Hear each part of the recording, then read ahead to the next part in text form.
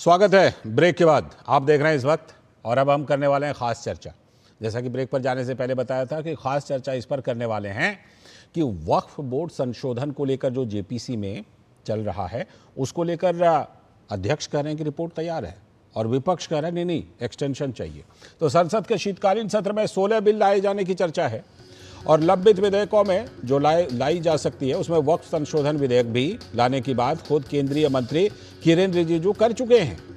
तो वक्फ संशोधन विधेयक को लेकर जेपीसी ने गुरुवार को आखिरी बैठक की और जेपीसी के अध्यक्ष जगदम्बिका पाल ने कहा कि वक्फ बिल पर जेपीसी की रिपोर्ट तैयार है, लेकिन जेपीसी के जो विपक्षी सांसद हैं उन्होंने समिति का कार्यकाल बढ़ाने की मांग कर दी है।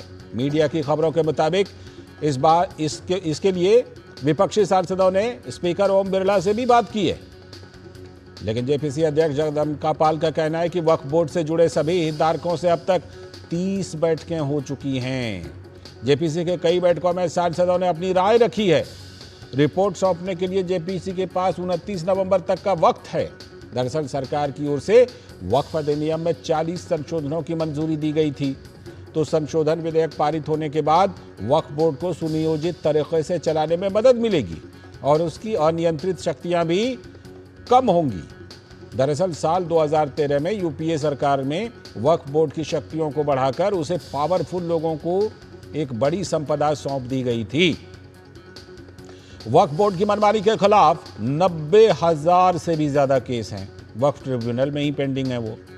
आम मुस्लिम, गरीब मुस्लिम महिलाएं, शिया, बोहरा समाज के लोग लंबे समय से इस कानून में बदलाव की मांग करते रहे। इनका कहना है कि आज वक्फ भू माफियाओं को संरक्षण दे रहा है। हाल के दिनों में बिहार से लेकर तमिलनाडु तक किसानों की जमीन पर वक्फ बोर्ड के नोटिस से काफी बवाल सामने आया है। कर्नाटक में किसानों के भारी विरोध के कारण सीएम सिद्धारमैया को वक्फ बोर्ड के नोटिस के खिलाफ जिला प्रशासन से म्यूटेशन रोकने का आदेश देना पड़ा। आज भी किसान वहां आंदोलन कर रहे हैं। वहीं पर केरल में 400 किसान परिवारों का संघर्ष अभी तक खत्म नहीं हुआ है। केरल वक्फ बोर्ड के खिलाफ 1000 से भी ज्यादा चर्चों ने मोर्चा खोल दिया है। तिरुवनंतपुरम में बीजेपी के प्रदर्शन पर पुलिस ने जमकर वाटर कैनन का इस्तेमाल किया और उन्हें सचिवालय तक जाने से रोक दिया। केरल बीजेपी राज्य सरकार से किसानों की जमीन हड़पने पर रोक लगाने की मांग कर रही है, लेकिन कमाल की बात यह है कि केरल विधानसभा ने सर्वसम्मति से वक्फ संशोधन बिल के विरोध में रेजोल्यूशन पास कर दिया था और अब विजयन सरकार वक्फ बोर्ड के एनक्रोचमेंट नोटिस पर संज्ञान लेने का आश्वासन दे रही है। इधर संसद के शीतकालीन सत्र में इस बिल पर हंगामा होने के आसार हैं, लेकिन लोगों को यह जानना होगा कि वक्फ बोर्ड पर यह पहला संशोधन नहीं है। यह विधेयक उसी को व्यवस्थित करने की दिशा में एक सार्थक प्रयास है, लेकिन अलग अलग फंडे अपनाए जा रहे हैं इस प्रयास में बाधा डालने के। तो जेपीसी के अध्यक्ष जगदम्बिका पाल ने कहा कि जेपीसी के सभी सदस्य चर्चा के बाद रिपोर्ट को सदन में सौंप देंगे।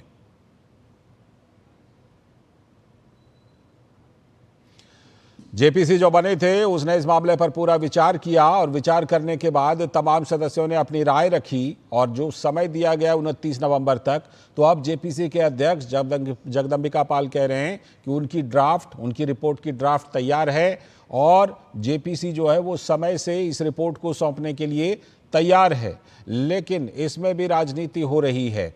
विपक्षी सदस्य ये कह रहे हैं कि इसको और विस्तार दिया जाए। उसके लिए वो लोकसभा अध्यक्ष को पत्र भी लिख चुके हैं। लोकसभा अध्यक्ष से मिलकर के वो कहेंगे कि इसको और विस्तार दिया जाए, लेकिन जेपीसी के अध्यक्ष कह चुके हैं कि रिपोर्ट तैयार है। तो स्वाभाविक है कि 5 दिन में 29 घंटे जिस तरह से इस ज्वाइंट पार्लियामेंट्री कमेटी में मौका मिला और जितना डिटेल डिलिब्रेशंस हुआ है, डिस्कशंस हुआ है, उस पर एक अच्छी रिपोर्ट तैयार होगी।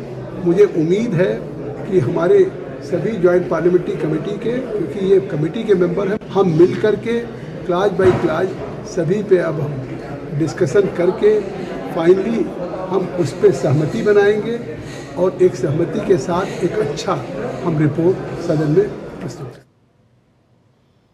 लेकिन जरा विपक्ष को सुनिए। आम आदमी पार्टी के नेता संजय सिंह जो इसके सदस्य भी हैं, उनका कहना है कि अभी भी मुद्दों पर चर्चा तो बाकी है।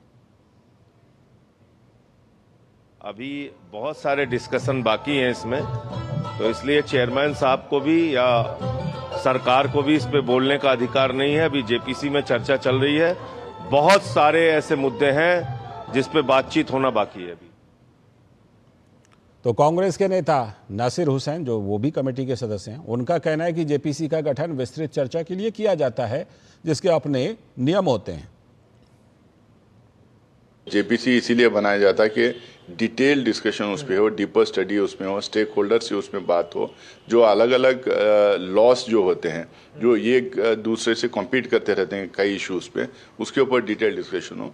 और ख़ासकर वक्फ में जो है बहुत सारे हाई कोर्ट के जजमेंट्स हैं, सुप्रीम कोर्ट के जजमेंट्स हैं, लैंड रिफॉर्म्स एक्ट्स इन्वॉल्व हैं, लैंड सीलिंग एक्ट्स इन्वॉल्व हैं, इनाम ऑब्लिगेशन एक्ट इन्वॉल्व है, रेंट कंट्रोल एक्ट इसमें इन्वॉल्व है, लीज रूल्स अलग अलग स्टेट्स के अलग हैं। और हिस्टोरिकली वक्फ को लेके बहुत एक लंबा अपना एक उसका हिस्ट्री रहा है। कई एक्ट्स उसमें आए हैं, इंक्वायरी कमिटीज़ बने हैं, कई जेपीसीज हुए हैं, तो डिटेल में इसको स्टडी करना पड़ेगा। तो आपने सभी की बातें सुनी, चल क्या रहा है, कोशिश क्या है और क्या प्लानिंग है, खासतौर पर विपक्षी सदस्यों की। चर्चा करते हैं। इस पर बात करने के लिए हमारे साथ जुड़ चुके हैं दो खास मेहमान। धनंजय गिरी जी, भारतीय जनता पार्टी के प्रवक्ता, सैयद जवाद जी, राजनीतिक विश्लेषक और कांग्रेस के समर्थन में मजबूती से बातें रखने वाले। धनंजय जी, सैयद जवाद जी, बहुत बहुत स्वागत आप दोनों का। और हमारे साथ हमारे संवाददाता शैलेंद्र मिश्र भी जुड़ेंगे और साथ में हमारे सलाहकार संपादक विनोद मिश्र जी भी यहाँ पर जुड़े हुए हैं। हमारे संवाददाता शैलेंद्र मिश्र भी हमारे साथ जुड़ेंगे, उनसे भी ज़रूर अपडेट लेंगे। लेकिन पहले मैं ज़रा चर्चा को विनोद जी के ज़रिए आगे बढ़ाता हूँ। विनोद जी, ये चल क्या रहा है? ये कह रहे हैं कि भाई विस्तार चाहिए इस पर, एक तरफ ये बात, दूसरी तरफ बिल्कुल रिवाज के मुताबिक, जिसे रिचुअल कहते हैं ना, रिचुअल के मुताबिक संसद सत्र से ठीक पहले आ गई उधर से एक रिपोर्ट अडानी जी पे। अब अडानी वाली रिपोर्ट आ गई, इधर कहते हैं कि और समय चाहिए। कुल मिलाकर के चल क्या रहा है ये? कहीं मतलब ऐसा तो नहीं कि अडानी तो बहाना है, वक्फ संशोधन निशाना है? लाल जी, जितनी चर्चा में अभी तक हम लोगों ने वक्फ के इस संशोधन बिल को समझा है, उसका ऑब्जेक्टिव सिर्फ इतना ही है जितना मैं समझ पाया हूं, और विशेषज्ञ ज़्यादा बताएंगे कि वक्फ बोर्ड जो संशोधन बिल है, उसका मतलब है कि केंद्र और राज्य सरकार के जो वक्फ है जी बोर्ड है, उसके गठन और उनके कामकाज की पारदर्शिता और उनकी व्यवस्थित रूप से, उनको सुचारू रूप से हो, इस व्यवस्था का मैनेजमेंट जो है, ये वक्फ बोर्ड बिल का संशोधन का एक मोटा मोटी ये ऑब्जेक्टिव है, जिसमें 40 से ज़्यादा संशोधन रखे गए हैं। अब सवाल है कि 95 का जो ये वक्फ एक्ट है, उसको लेके जो अलग अलग टाइम में संशोधन हुए हैं, उसके बाद 2006 में हुआ, 2009 में हुआ, 2013 में संशोधन हुए हैं, तो क्या इस वक्फ बिल के संशोधन 2024 का उससे अलग क्यों माना जा रहा है? जो अपोजिशंस के लीडर जो लटकाओ भटकाओ और उसको जो इस बात की तरह कह रहे हैं कि अभी और एक्सटेंशन चाहिए, अभी और चर्चा चाहिए, तो भाइयों केरल में वो 400 किसान जो अभी सड़क पे हैं, उनका क्या दोष है?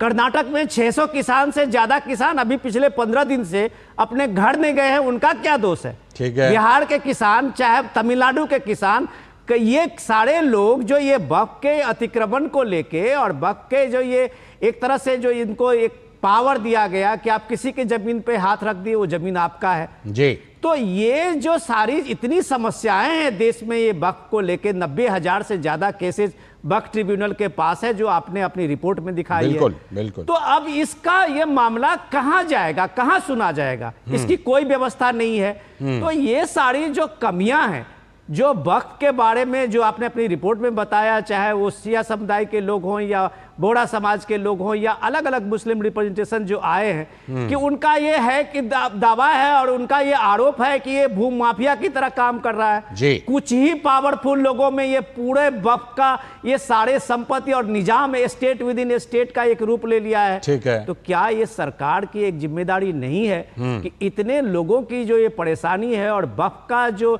ये सीधा सीधा जो एक ऑटोक्रेसी है, उसको एक बात को प्रजातंत्र में, लोकतंत्र में विधान के तरह से रूप में इसको संशोधन किया जाए और इसको पारदर्शी बनाया जाए, इस कोशिश का जो विरोध हो रहा है, वो सीधे सीधे कह सकते हैं कि जो पार्टी कह रहे हैं वो तुष्टीकरण को बढ़ावा दे रहे हैं। बिल्कुल, आपने दोनों बातें जो कही विनोद जी, एक तो मुझे लगता है एक्सटेंशन मांग करके अटकाने लटकाने का काम, उधर से रिपोर्ट, एक और रिपोर्ट उठा करके वो हंगामा करेंगे अब कुछ दिन वहाँ संसद में, भटकाने का भी काम हो रहा है। लेकिन शैलेंद्र मिश्र हमारे संवाददाता जुड़े हुए हैं, मैं शैलेंद्र से जुड़ता हूँ। शैलेंद्र, ये क्या हमने विपक्षी सांसदों की बातें सुनी, ये कहीं ना कहीं दोनों प्रयास एक साथ चल रहे हैं क्या, ज्वाइंट बिल्कुल, कि एक तरफ जो है एक्सटेंशन का मांग करके अटकाओ लटकाओ, दूसरी तरफ से उधर से एक रिपोर्ट लेकर आ गए रिवाज के मुताबिक, अब उसको उठा करके भटकाओ, तो अटकाओ लटकाओ भटकाओ, इन तीनों के जरिए कुछ ऐसा करो कि ये जो वक्फ वाला संशोधन है वो टल जाए, ये कोशिश हो रही है क्या? लालचंद जी, वक्फ संशोधन बिल पर जेपीसी की पहली बैठक से जो विपक्षी दल हैं, टीएमसी हो, आम आदमी पार्टी हो, कांग्रेस पार्टी हो या ओवैसी हो, उनका एक रवैया एक जैसा दिखा है कि जब भी कोई प्रतिनिधिमंडल या जब भी कोई आमंत्रित समूह वक्फ संशोधन बिल पर जेपीसी के सामने संशोधनों के समर्थन में अपनी बात रखता है, उसको तर्क रखता है, तमाम तथ्य रखता है, तमाम दस्तावेज लाता है, तब उससे खूब सवाल पूछे गए। जो सूत्र बता रहे हैं कि कई बार ऐसी स्थितियां पैदा की गई कि वो यहाँ तक भी कहा गया कि आपके पास क्या आधार है कि ये संशोधन होने जरूरी है। तो अब ये दिखता है, चूंकि जब जेपीसी के अध्यक्ष पर आरोप लगाकर लोकसभा अध्यक्ष से मिला गया और कहा गया कि वो जेपीसी को मनमाने तरीके से चला रहे हैं, जब जेपीसी के अध्यक्ष जगदम्बिका पाल कर्नाटक में किसानों से मिलने गए कि उनके साथ कोई अन्याय नहीं होगा, तब भी सूत्र से खबर आई कि सदस्य कह रहे थे कि उनको नहीं जाना चाहिए था। अब जब ये कहा जा रहा है कि रिपोर्ट समय पर आएगी और जेपीसी के अध्यक्ष ने साफ कर दिया है कि एक्सटेंशन लेने का कोई इरादा नहीं है, 25 से ज्यादा बैठकें हो चुकी है, अध्ययन यात्रा पर भी अलग अलग राज्यों में जेपीसी कमेटी गई, विस्तार से दिन भर बैठक हुई, बड़ी बड़ी बैठकें हुई। हमें याद नहीं आता कि किसी ज्वाइंट कमेटी पर इतनी बड़ी बड़ी बैठकें, इतनी लंबी बैठकें हुई हो, इतना विचार हुआ हो, फिर विपक्ष के सदस्यों को ऐतराज क्या है? तो ऐसा प्रतीत होता है कि जो बीजेपी एक तरह से कहती भी है कि उसके सदस्य चाहते हैं जो कांग्रेस के या फिर विपक्षी दलों के हैं कि किसी तरह से इसका समय और बढ़ाया जाए, जिससे इस सदन के अंदर, इस सत्र के अंदर तो आने वाला सत्र है उसमें कम से कम ये बिल सदन के पटल पर न रखा जा सके। बिल्कुल, तो वही अटकाने लटकाने देख रहे हैं कि सत्ता पक्ष की तरफ से लग रहा है। बिल्कुल, ये अटकाने लटकाने की कोशिश हो रही है। कहीं ना कहीं उनको लगता है चलो एक आध सेशन जो है इसको टाला जाए किसी तरह से, ताकि जो अपनी जहां पर उनको पैगाम देना है वहां कुछ पैगाम पहुंचे कि देखिए कैसे उनके हितों की रक्षा कर रहे हैं। फिलहाल आपका बहुत बहुत शुक्रिया शैलेंद्र जुड़ने के लिए इस चर्चा में, और इस चर्चा को हम जारी रखते हैं। अब जरा चलते हैं सैयद जवाद जी के पास। सैयद जवाद जी, ये एक विधेयक लेकर के सरकार आती है संशोधन को, उसके बाद बात होती है कि चलिए इसको जेपीसी में भेज देते हैं, भेज दिया जेपीसी में। जेपीसी अध्यक्ष का कहना है, जेपीसी के अध्यक्ष की बात हमने अभी सुनवाई कि हमने पूरी प्रक्रिया कर ली है, पूरा ड्राफ्ट तैयार है, पूरी रिपोर्ट तैयार है।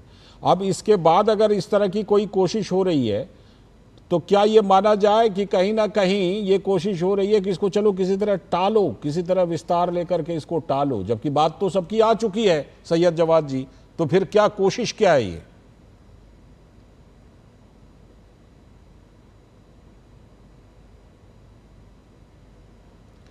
सैयद जवाद जी से फिलहाल संपर्क में कुछ दिक्कत आ रही है। इस बीच में धनंजय गिरी जी से बात कर लेते हैं, फिर सैयद जवाद जी के।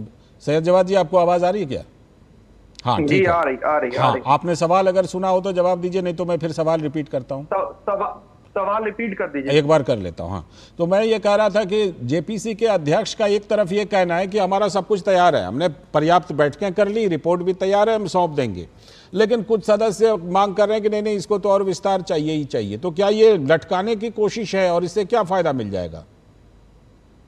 नहीं, देखिए, हम तो इस चीज को बखूबी जानते हैं कि उनकी रिपोर्ट बहुत पहले से तैयार थी और किस मानसिकता के साथ तैयार है वो भी हम जानते हैं, क्योंकि ये हमारे दो की सरकार जिस तरीके से काम कर रही है उसको हम बखूबी जानते हैं, क्योंकि इनकी जो नजर है वो वक्फ बोर्ड की प्रॉपर्टी हो गई, रेलवे की प्रॉपर्टी हो गई, डिफेंस की प्रॉपर्टी हो गई, उनके अंदर ज्यादा से ज्यादा किस तरीके से करप्शन करा जा सके और अपने चंद उद्योगपतियों को वो जमीन किस तरीके से बेची जा सके, उनको दी जा सके, ये सिर्फ उसी का इरादा है और कुछ नहीं। मैं तमाम न्यूज चैनल पे डिबेट पे जैसे कि मुंद्रा एयरपोर्ट बेचा था उस टाइप से। नहीं मैं बता नहीं अयोध्या के अंदर डिफेंस की जो लैंड थी उसका नेचर चेंज करके किन उद्योगपतियों को बेचा जा रहा है उसको हम बखूबी जानते हैं। वैसी ही नजर वक्फ बोर्ड की प्रॉपर्टीज पर है और उसका बेसिक रीजन ये है कि प्रीमियम प्रॉपर्टीज जो है, चाहे वो दिल्ली के अंदर हो गई चाहे वो हिंदुस्तान के अंदर हो गई, जो प्रीमियम लैंड है उनको अपने चंद उद्योगपतियों को दे करके वहां पे बड़े बड़े मॉल, शॉपिंग कॉम्प्लेक्स और तमाम तरीके की चीजें बनाई जाएं। कर्नाटक और किसान, कर्नाटक और केरल में तो किसान हलकान हैं सैयद जवाद जी।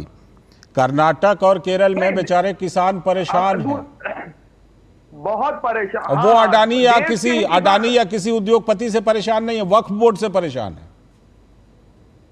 नहीं देखिए, पहले तो वो कृषि कानून बिल से भी बहुत परेशान थे, जिसके फायदे जो हैं अभी धनंजय साहब बता देंगे। फिर जब कृषि कानून बिल वापस लिए गए, 650 से अधिक किसानों ने शहादत दी, धरना प्रदर्शन हुआ, ये अलग बात है। ये उनको खालिस्तानी, आतंकवादी, नक्सलाइट और क्या क्या किसानों को गालियां देते रहते थे, ये इनका विषय है।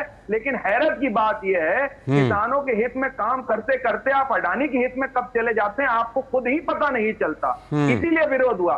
चौथी सबसे बड़ी बात, अभी क्या कहा गया कि ट्रिब्यूनल के अंदर केसेस चल रहे हैं। तो भाई साहब, केसेस तो बहुत सी अदालतों में चल रहे हैं। ये ट्रिब्यूनल जो है, 70 से ज्यादा ट्रिब्यूनल जो है वो सरकार ही चलाती है। और ट्रिब्यूनल जो है वो हेल्पिंग हैंड होते हैं कोर्ट के। उनके अंदर जो लोग बैठते हैं वो भी सरकार के होते हैं, उनको पैसा जो देती है वो भी सरकार देती है। और वक्फ बोर्ड के जो चेयरमैन नियुक्त करे जाते हैं वो भी सरकार के माउथ पीस होते हैं। और उनका ठीक है, संशोधनों की जो जरूरत है उस पर हम अलग से बात करेंगे। मैं धनंजय जी के पास जाऊं उससे पहले जरा एक चीज आप स्पष्ट कीजिएगा।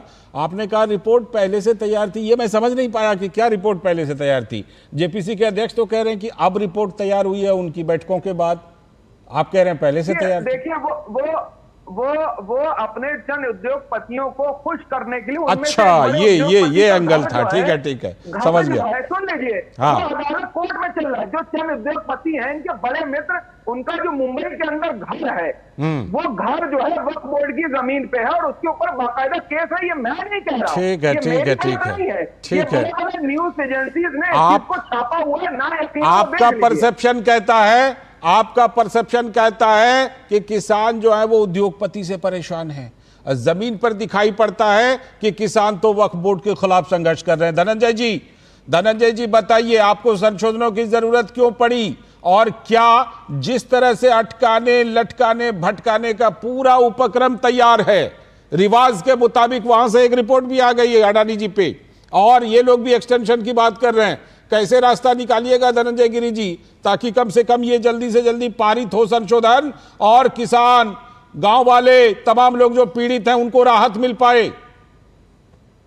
लालचंद जी, देखिए, सबसे बड़ी बात है जो भाई साहब भी कह रहे थे, कहते हैं ना कि कहो रहीम कैसे हो केर बेर के संग, हम तो लिप्टन चाहते हैं तुम फाड़त हो अंग। तमाम इस्लामिक राष्ट्रों में, पाकिस्तान में, टर्की में, बांग्लादेश में, सबने वक्फ बोर्ड को रद्द कर दिया, खत्म कर दिया। क्यों खत्म कर दिया? क्या वहां पर कौन से उद्योगपति को दिया जा रहा था? क्या वहां भी हैंड इन ग्लव्स था उद्योगपतियों के साथ? क्या वहां भी साना बसाना उद्योगपति मिलकर के जमीनों को कब्जा कर रहे थे? तो वहां वक्त को समझा गया कि वक्त और वक्फ दोनों की जरूरत है कि इसमें संशोधन हो। संशोधन, सुधार हर जगह की जरूरत होती है। हमें कालक्रम के साथ चीजों को सुधारने की जरूरत होती है। लेकिन जहां कहते हैं नुक्ता नफस, जेरो जबर, काफिया मीटर नहीं बदला जा सकता है, लेकिन हाँ झंडा गाड़ा जा सकता है। झंडा किसान के यहाँ गाड़ दो, झंडा मंदिर पे गाड़ दो, झंडा गुरुद्वारे पे गाड़ दो, झंडा चर्च पे गाड़ दो, झंडा जहां मन करे वहां गाड़ दो। जब से तामील में नहीं आए थे हम, तो उसके पहले के मंदिरों पर भी गाड़ दो, जहां मन करे वहां गाड़ दो। चीनो अरब हमारा, हिंदुस्तान हमारा, मुस्लिम है वतन है सारा जहां हमारा, मैं नहीं करा वाला माइक बाल के सब पे। एयरपोर्ट हमारा, संसद हमारा, सब कुछ सब हमारा है। पर जब धरती ही हमारे ऊपर वाले ने बना के हमको दे दी है, तो तुम बिना मतलब इनक्लोजमेंट किए हुए हो। आप कह रहे हैं कि जब तमाम चीजें प्राइम प्रॉपर्टी, तो प्राइम प्रॉपर्टी इसी मुल्क की है ना कि कहीं और से है। अगर बख्तियार खिलजी आया था तो क्या घोड़े पर जमीन लेके आया था? तो अगर उसके जमीन पर आप दावेदारी करें तो उसके कुकर्मों की भी दावेदारी भी लेनी पड़ेगी। एक एक जलाए हुए किताब का हिसाब देना पड़ेगा उसका। तो भाई, आप इसी संस्कृति के लोग हैं, आप यहीं के लोग हैं। और जो आप पर 90,000 केसेस चल रहे हैं और 40,000 केसेस जो चल रहे हैं, जो आपने उसमें ज्यादातर केस तो आम मुसलमानों के 2/3 से ज्यादा मुसलमानों के हैं। हाँ। और आपकी खुद की रिपोर्ट है कि 10% में गरीब मुसलमानों को भी 10% का भी फायदा नहीं दे पा रहे। तो आप जो कर रहे हैं ये सटे लोग मिलजुल करके नहीं आप बताइए लोगों को, भाई साहब आपने अपनी बात पूरी कर ली। भाई साहब अपनी बात पूरी कर, धनंजय जी को बात पूरी कर लेने दीजिए, धनंजय जी को बात पूरी कर लेने दीजिए, फिर मैं आता हूँ। करिए। देखिए दिक्कत क्या है ना, सच न खुल जाए। मैं तो इनको पूरा मौका देता हूं कि जितना बोलेंगे उतने एक्सपोज होंगे, कि जितना कहेंगे, जितना कपड़ा बदलने की कोशिश करेंगे उतना अनावृत होते जाएंगे। और ये अनावृत हो चुका है ये मामला पूरी तरह से। ये मुल्क देख रहा है, ये देश देख रहा है, और आम जनमानस आज ये देख रहा है कि जो शर्तें लगाई जा रही हैं, अब देखिए अब चुनाव हो रहे हैं तो उसमें शर्तें लगाई जा रही हैं, वक्फ बोर्ड के अपने कानून है। ये एक तरह से जो हुआ इस मुल्क में पहले भी जो हुआ और आज भी जो हो रहा है, और जो कुछ राजनीतिक उस पर एक बार उस पर जवाब दीजिए धनंजय जी। ये अटकाने भटकाने लटकाने की कोशिशों के बीच से रास्ता कैसे निकालिएगा? देखिए रास्ता तो स्वतः निकल जाएगा जिस दिन ये देश के आम जन को, अब बताए गिरजाघरों की जो पीड़ा है, जो किसानों की पीड़ा है, जो सैकड़ों किसान सड़कों पर हैं, उसने सरकार को हिला कर रख दिया है। कर्नाटक में देख लीजिए, कर्नाटक में जो नाटक चल रहा है उसमें कांग्रेस को मजबूरी में आकर के खड़ा होना पड़ा कि भाई ये नाटक अब बंद करो, नहीं तो देश जाग जाएगा, तो फिर जो बचा हुआ है वो भी सब खत्म हो जाएगा। ठीक है सैयद जवाद जी काउंटर बताइए, क्या कहना चाह रहे थे आप? देखिए ये रास्ता कभी नहीं निकाल पाएंगे, उसका रीजन आपको बता दूं। मणिपुर में आज तक ये रास्ता नहीं निकाल पाए। मणिपुर लगातार जल रहा है और लगातार मणिपुर के लिए आवाज उठाते रहे, लेकिन इनके मुंह से कोई आज तक आवाज नहीं निकलेगी। दूसरी सबसे बड़ी बात कह रहा हूं, ये तो बात तय हो गई, भारतीय जनता पार्टी अपना एजेंडा चला ले, लेकिन अगर चंद्रबाबू नायडू और नीतीश कुमार ऐसे मुद्दों पर खामोश रहे तो आने वाले वक्त में उनकी भी जो है राजनीति जो है मटिया मेट होने जा रही है इनके साथ रह करके। आपको बता दूं, क्योंकि वो बड़े बड़े वादे करके आप उन लोगों को ब्लैकमेल तो नहीं कर रहे हैं? ठीक है धनंजय जी कुछ काउंटर करना चाह रहे हैं। धनंजय जी, लालचंद जी एक अरब के बड़े आलिम जुनैद हुए, उन्होंने कहा है कि जिन्हें खुद की खबर नहीं खुदा का एड्रेस बताते हैं, अपना पता नहीं और खुदा का पता बताते हैं। चंद्रबाबू नायडू और नीतीश के बारे में बता रहे हैं, तुम्हारे नियति का पता सबको पता चल चुका है। और तो सुन लीजिए, जो लोग उस खेमे की राजनीति कर रहे हैं 200 सीटें नहीं पा रहे हैं।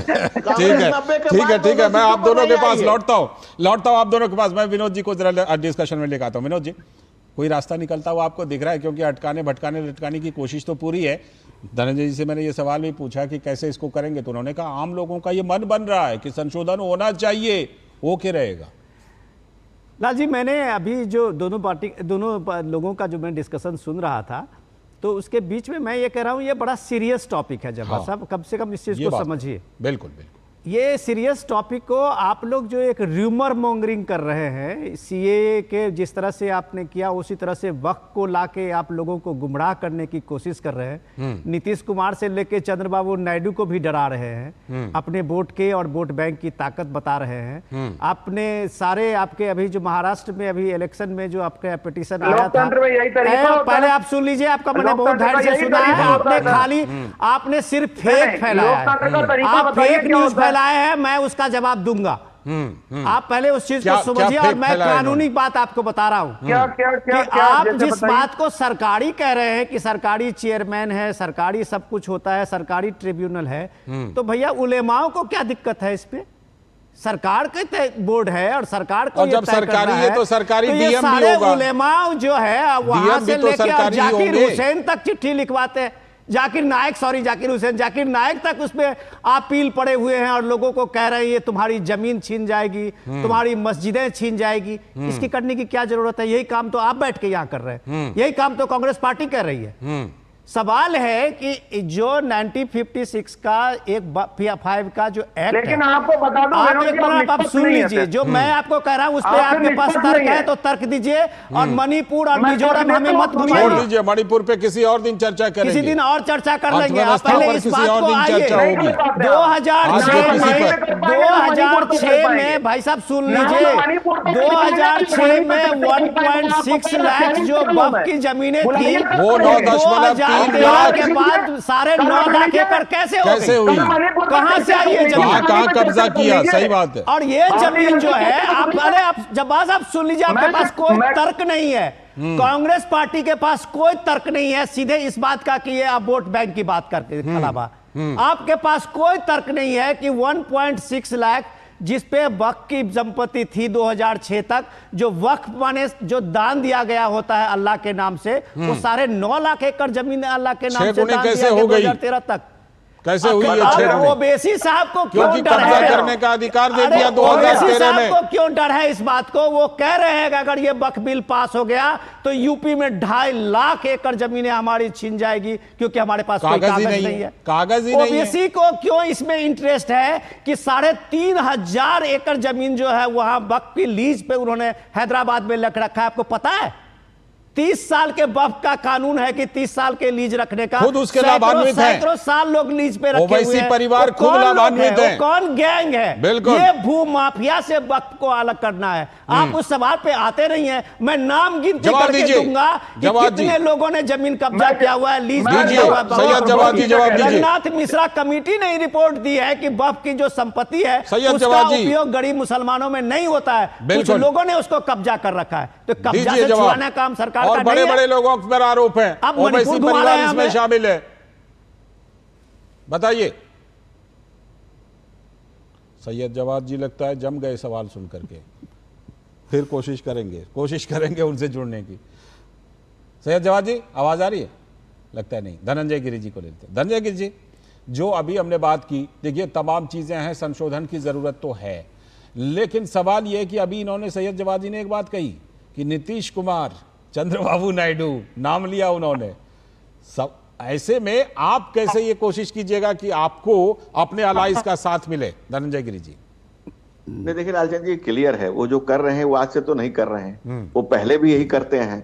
यही करके उन्होंने मुल्क का बंटवारा किया था, यही करके उन्होंने 5 में बांटा, 1905 में बांटा, 1947 में बांटा। ये तो उनका यही धंधा है, और ये धंधा उनका गंदा है, ये देश जान चुका है। और ये देश जानने के बाद आप देख लीजिए कि कांग्रेस को भी आज इस बात का हो रहा है कि खुदा ही मिला नबी साले सनम, न इधर के रहे न उधर के रहे। 206 सीट लास्ट आई थी, पिछले 34-35 साल हो गए कांग्रेस को यही करते करते। और ये जो क्षेत्रीय दलों को डराने की कोशिश कर रहे हैं, इस बार तो 99 सीट पहुंच गई। इस 99 फिर 99 पे सांप काटता है ना। आप देखे होंगे, लूडो खेले होंगे बचपन में, तो 0 पे आता है। तो अगला उनका जीरो जाएगा, इसलिए 100 पर नहीं पहुंचा। विषय वो नहीं है, विषय बहुत सीरियस है। इस मुल्क की जमीन है, ये मुल्क की माटी है, इस देश की जमीन है, और तमाम जगहों पर आपका जहां मन कर रहा है वहां काट दे रहे हैं। भाई बहुत सही बात की विनोद जी ने कहा कि भाई अगर 2.5 लाख एकड़ जमीन आपकी चली जाएगी तो जमीन है किसकी? कागज पत्थर किसका है? आप कहते हैं कागज नहीं दिखाएंगे और सारा जहां को हमारा है बताएंगे। आप किसान की जमीन, मस्जिद, मंदिर, मस्जिद, गिरजाघर, गुरुद्वारा, जहां मन कर रहा है वहीं गाड़ दे रहे। ठीक है। और दूसरी बात है कि उन राजनीतिक दलों का मक्कारी देखिए जो इनसे भी जमीनें ले ले रहे हैं। और उसके बाद जब बात निकल के आती है तो कौन? कांग्रेस पार्टी के राष्ट्रीय अध्यक्ष जमीन वापस करने लग ठीक है। अभी अब समय की कमी है, ये देश अच्छे से देख रहा है। ठीक, समय की कमी है। सैयद जवाद जी का हम काउंटर लेना चाहते थे, लेकिन फिलहाल उनसे संपर्क टूट गया है। बहुत बहुत शुक्रिया धनंजय जी जुड़ने के लिए, विनोद जी जुड़ने के लिए, और सैयद जवाद जी भी जुड़े थे, उनका भी बहुत बहुत शुक्रिया। अभी वक्त है एक ब्रेक का।